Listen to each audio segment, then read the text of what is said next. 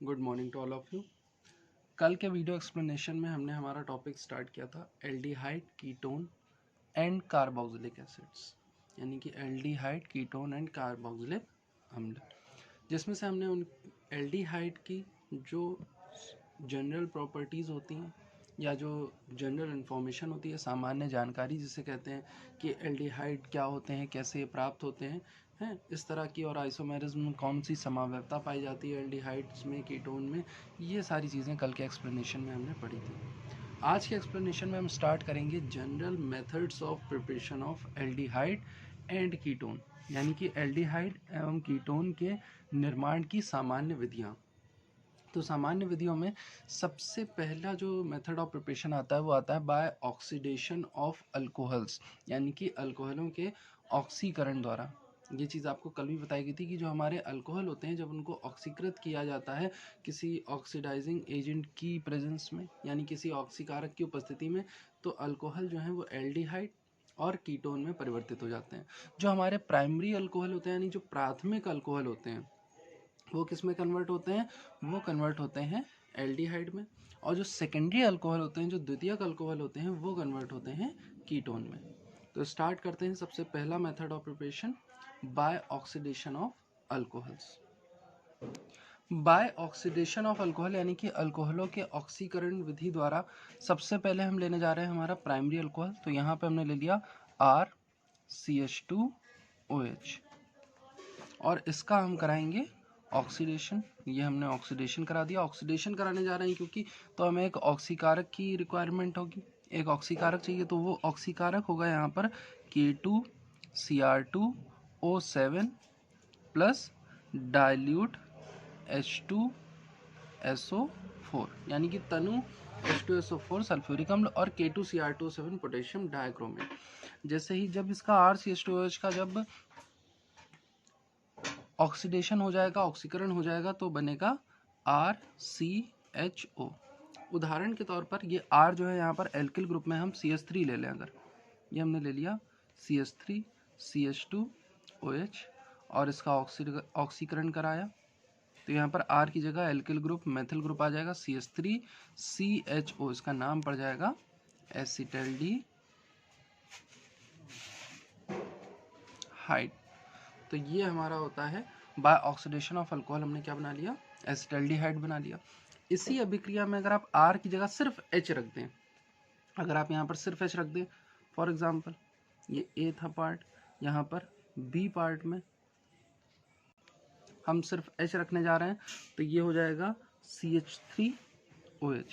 भाई CH2 था पहले से ही, R की जगह H रख दिया तो CH3 हो गया, CH3OH यानी मेथिल अल्कोहल।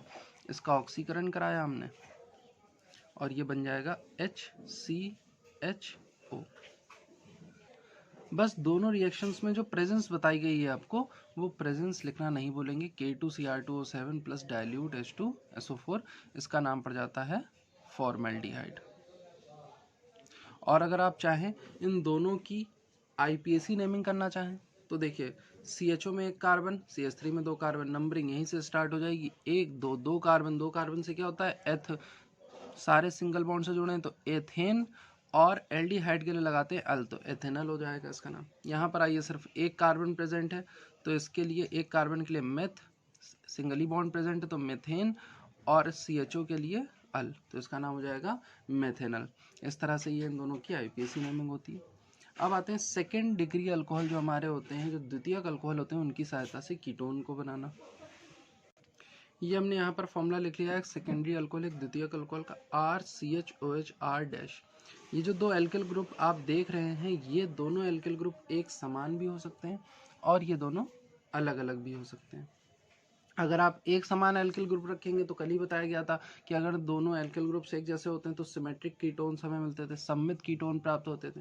और अगर आप अलग अलग एल्किल ग्रुप रखते हैं, अलग अलग आपके एल्किल समूह रहते हैं, तो आपको एसिमेट्रिक कीटोन यानी कि असम्मित कीटोन जो है प्राप्त होंगे। तो यहाँ पर हमने RCHOH R- ले लिया। अब इसका हम क्या कराएंगे? इसका फिर से हम वही कराएंगे, ऑक्सीडेशन कराया हमने। नीसेंट ऑक्सीजन यानी नवजात ऑक्सीजन से जब इसका ऑक्सीडेशन कराते हैं तो हमें प्राप्त होता है RCOR-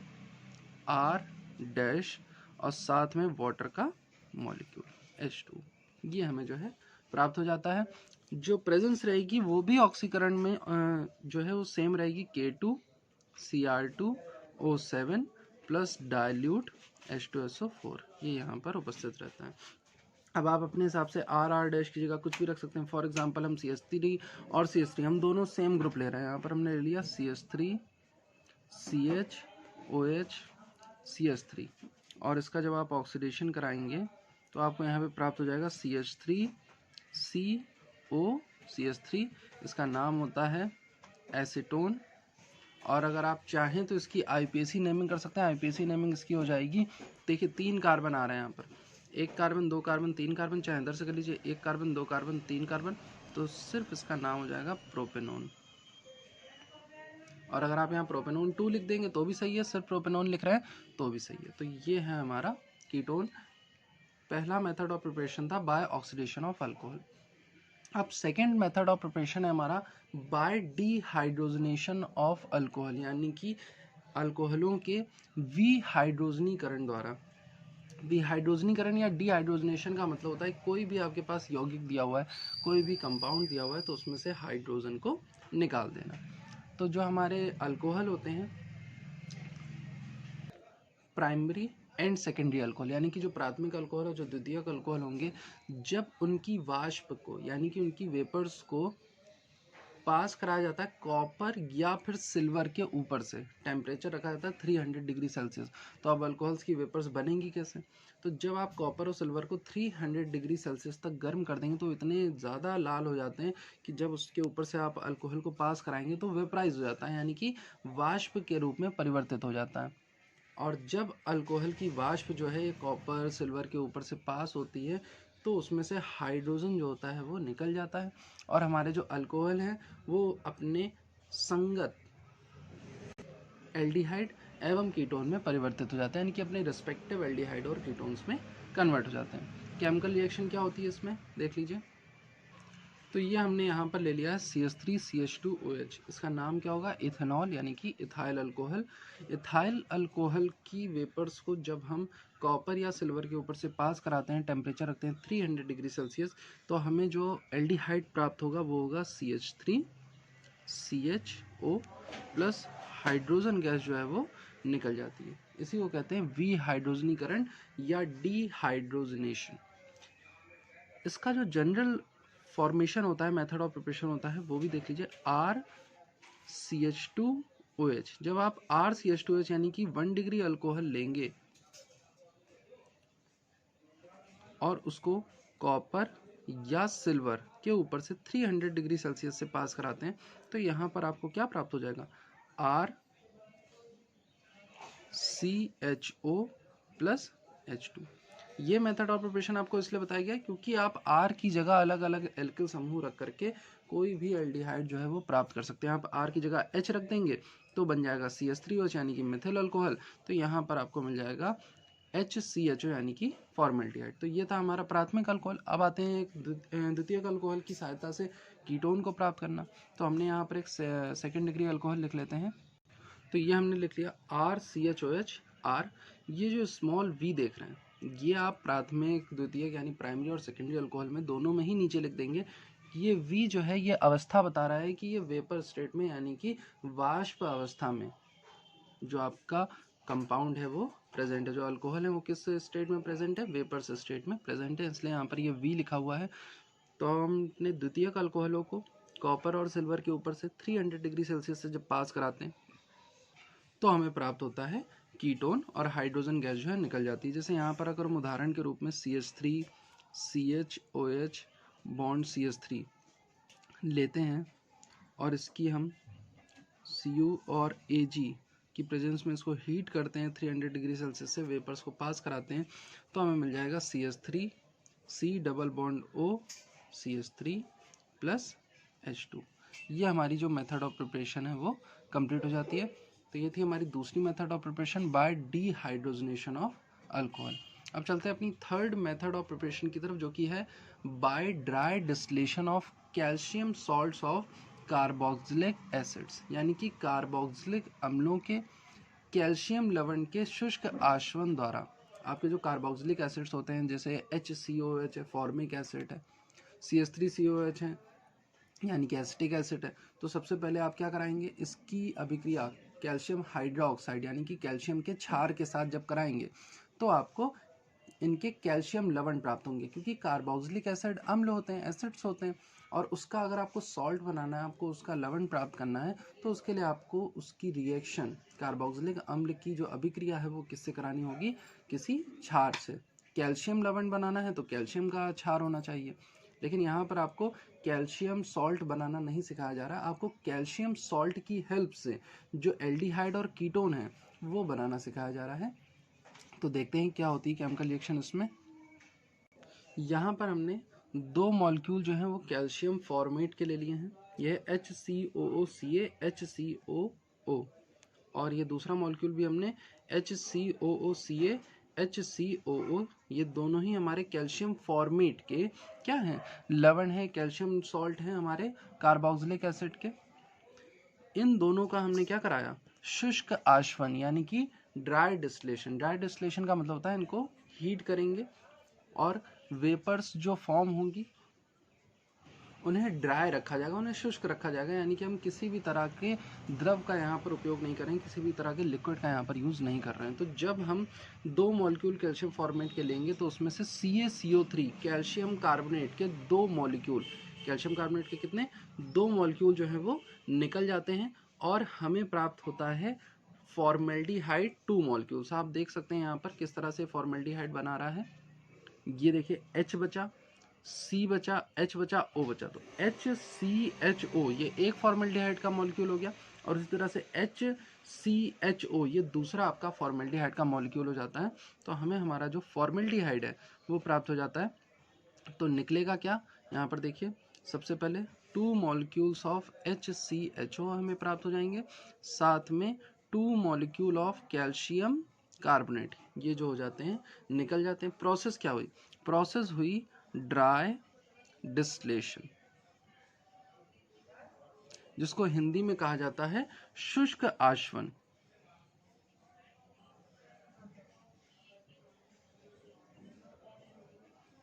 इस तरह से हम जो हमारे कैल्शियम लवण है कार्बोक्सिलिक अम्लों के, उनसे एल्डिहाइड जो है वो प्राप्त कर सकते हैं।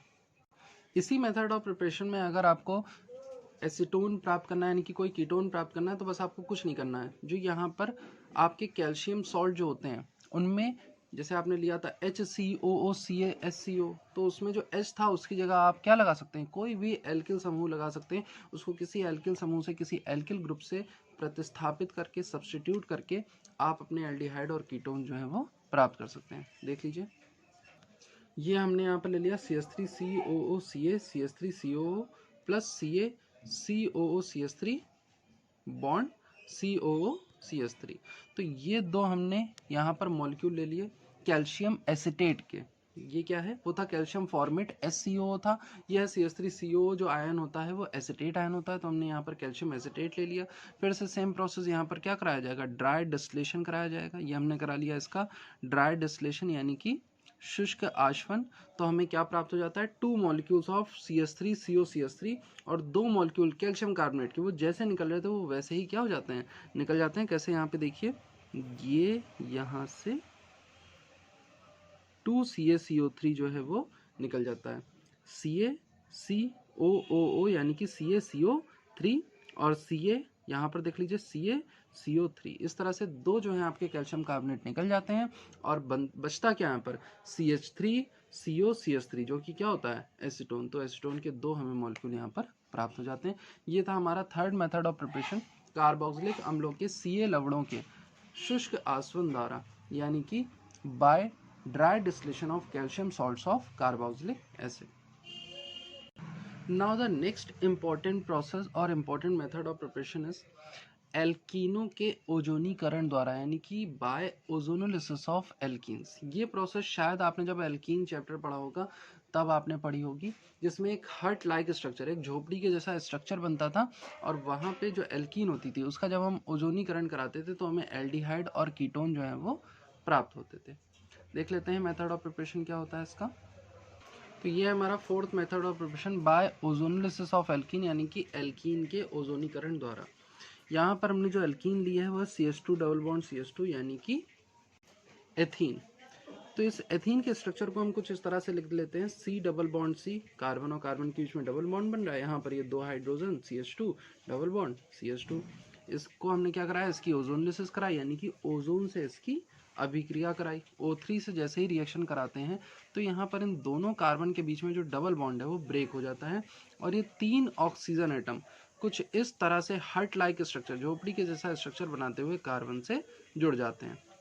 इस वाले कार्बन का जब ये वाला बॉन्ड टूटेगा तो ये जुड़ जाता है ऊपर ऑक्सीजन से, और सेम इसके साथ होगा, ऊपर वाला बॉन्ड जो ऑक्सीजन से जुड़ जाएगा और नीचे के जो सिंगल बॉन्ड है ये ब्रेक होकर के एक एक ऑक्सीजन से जुड़ जाता है और वो ऑक्सीजन आपस में भी क्या कर लेते हैं, बॉन्डिंग कर लेते हैं। इस तरह से ये हमें जो स्ट्रक्चर प्राप्त होता है, जो संरचना प्राप्त होती है, इसको कहा जाता है ओजोनाइड। लेकिन ये जो ओजोनाइड होता है बहुत अनस्टेबल, अस्थायी होता है। तो जैसे ही हम जिंक की उपस्थिति में इसका हाइड्रोलिसिस कराते हैं, यानी कि जल अपघटन कराते हैं, वैसे ही ये जो हट लाइक स्ट्रक्चर है कुछ इस तरह से, ये देख सकते हैं आप, इस तरह से 2 पार्ट्स में ब्रेक हो जाता है। यहाँ पर जैसे ये 2 पार्ट में ब्रेक हुआ तो देखिए HCHO, ये आपको HCHO प्लस HCHO जो है वो प्राप्त हो जाता है। तो 2 मॉलिक्यूल यहाँ पर हमें क्या हो रहे हैं, फॉर्मेल्डिहाइड के प्राप्त हो रहा है। इस अभिक्रिया की सबसे अच्छी अच्छाई ये है कि आप इस अभिक्रिया द्वारा, इस रिएक्शन द्वारा एल्डिहाइड कीटोन दोनों एक साथ प्राप्त कर सकते हैं। बस आपको करना क्या है, यहाँ पर कार्बन से जो हाइड्रोजन जुड़े हुए हैं, ये एक तरह से आपके एल्किल समूह हैं, इनको आप अलग अलग एल्किल समूहों द्वारा विस्थापित करके जैसे चाहें वैसे अपने जो एल्डिहाइड और कीटोन है वो प्राप्त कर सकते हैं। जैसे उदाहरण के तौर पे अगर आप यहाँ पर क्या ले लें, HCHO की जगह यहाँ पर ले लें आप C डबल बॉन्ड C लगा हुआ है, फॉर सपोज यहाँ पे आपने CH3 कर दिया, यहाँ पे आपने CH3 कर दिया, यहाँ पर भी आपने CH3 कर दिया और इधर भी क्या ले लिया आपने, चारों H की जगह आपने 4 CH3 ले लिए। तो जब ये ब्रेक होगा यहाँ पर तो देखिए CH3 CO CH3 और CH3 CO CH3, यानी कि 2 मॉलिक्यूल आपको एसीटोन के प्राप्त हो जाएंगे। इसी केमिकल रिएक्शन में अगर आप C डबल बॉन्ड C में यहाँ पर ये जो 2 आपके 4 बॉन्ड दिख रहे हैं, जहाँ पर मैंने स्टार्टिंग में सिर्फ हाइड्रोजन लिया था, फिर मैंने दोनों तरफ CH3 ले लिया, अब मैं क्या करूँगा, एक तरफ मैं यहाँ पर H ले लूँगा, यहाँ पर H ले लूँगा, यहाँ पर CH3 ले लिया और यहाँ पर क्या ले लिया, CH3 ले लिया। तो अब जब ये ब्रेक हो यहाँ पर इमेजिन करिए तो HCCH3O, तो ये बन जाएगा CH3CHO यानी कि एसिटल्डिहाइड। सेम प्रोसेस यहाँ होगी, बन जाएगा CH3CHO यानी कि एसिटल्डिहाइड। तो इस तरह से इन तीनों एल्कीनों द्वारा ओजोनीकरण द्वारा, यानी कि ओजोनलिसिस करके आप क्या प्राप्त कर सकते हैं, अपने संगत एल्डिहाइड और कीटोन जो है वो प्राप्त कर सकते हैं। इंपॉर्टेंट मेथड ऑफ प्रिपरेशन है, डायरेक्ट कन्वर्जन में पूछा जाता है, इसलिए इसकी प्रैक्टिस करेंगे तो आपको और अच्छे से समझ में आ जाएगी। आज के लिए 4 मेथड ऑफ प्रिपरेशन रख रहे हैं, इनकी प्रैक्टिस करिए और इससे रिलेटेड और भी जो मेथड ऑफ प्रिपरेशन है आप खुद से भी घर में सॉल्व कर सकते हैं। कोई भी अगर कन्फ्यूज़न हो तो आप जो है क्लास के बाद पूछ सकते हैं। Okay class, thank you.